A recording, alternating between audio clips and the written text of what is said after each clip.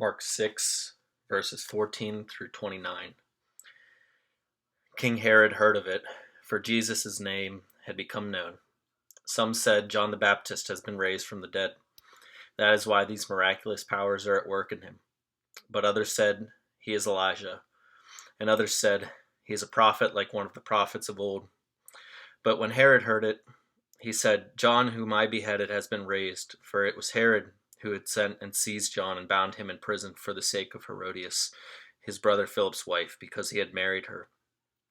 For John had been saying to Herod, it is not lawful for you to have your brother's wife. And Herodias had a grudge against him and wanted to put him to death. But she could not, for Herod feared John, knowing that he was a righteous and holy man, and he kept him safe. When he heard him, he was greatly perplexed, and yet he heard him gladly. But an opportunity came when Herod on his birthday gave a banquet for his nobles and military commanders and the leading men of Galilee. And when Herodias' daughter came in and danced, she pleased Herod and his guests. And the king said to the girl, ask for me whatever you wish, and I will give it to you. And he vowed to her, whatever you ask me, I will give you, up to half of my kingdom. And she went out and asked her mother, for what should I ask? And she said, the head of John the Baptist. And she came in immediately with haste to the king and asked, saying, I want you to give me at once the head of John the Baptist on a platter. And the king was exceedingly sorry, but because of his oaths and his guests, he did not want to break his word to her. And immediately the king sent an executioner with orders to bring John's head. He went and beheaded him in the prison, and brought his head on a platter, and gave it to the girl.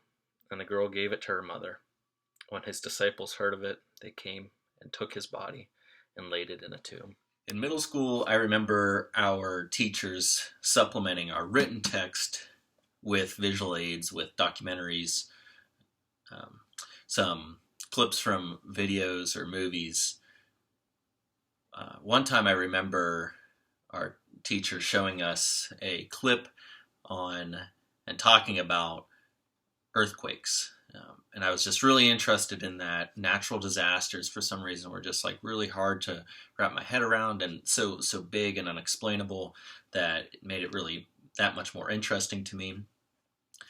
This came to life, this interest, I guess, came to life when I was studying in Italy.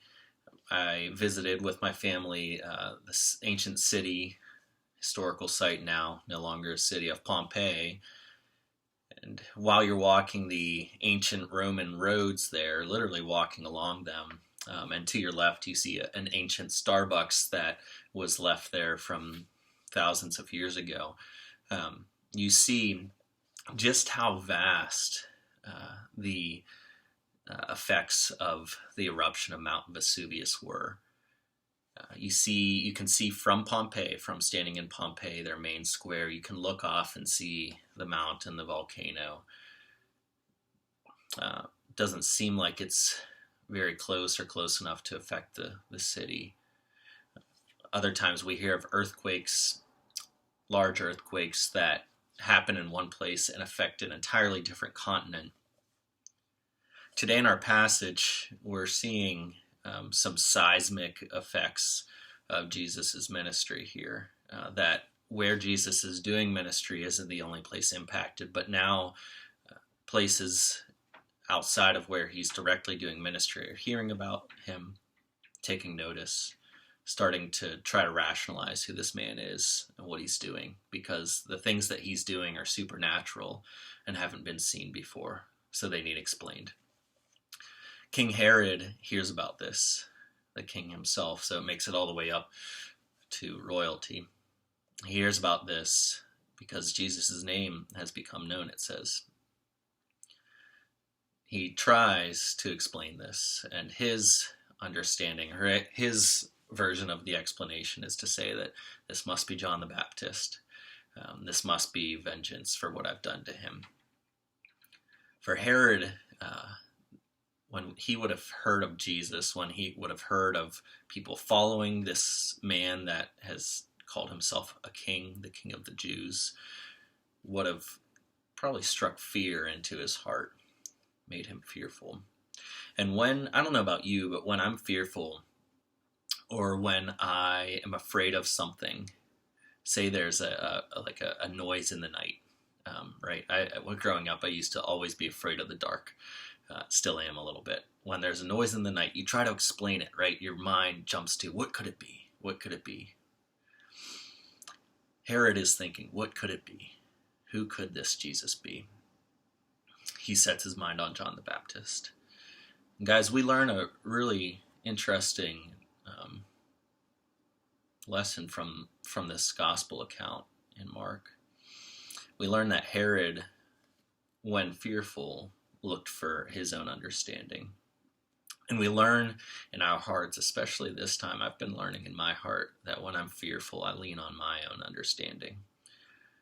When I'm fearful of the people that are being impacted by an international pandemic, when I'm fearful that I don't hear from family who are in Italy, that are living amidst a large population very at risk, when I hear of friends and family here that are in large cities or oppressed communities that are suffering even more so because of this virus, I want to start to explain away my fear.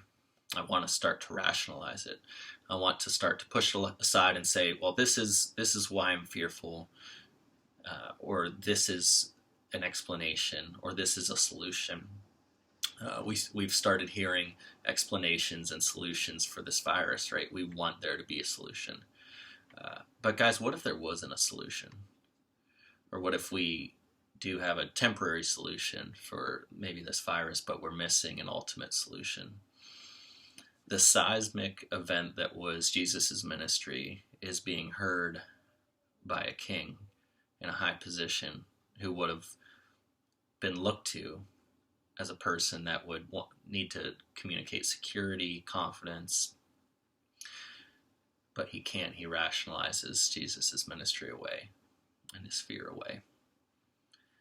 It's really interesting, and I think it reveals a lot of our hearts, how we comprehend and how we deal with fear. Today, in your heart, I want you to ask, not just yourself, but I want you to speak to God about how you handle fear. When you handle fear, do you trust in your own understanding, or do you trust in his understanding and follow his understanding as well? There's a big difference, guys. Too often we do the first one. We rely on our own understanding and our own knowledge. We've done this for centuries. But if there's no other time that you've done this, maybe today is the day where you learn that you cannot lean on your own arms or understanding, but you need to lean on the everlasting arms of Jesus Christ himself.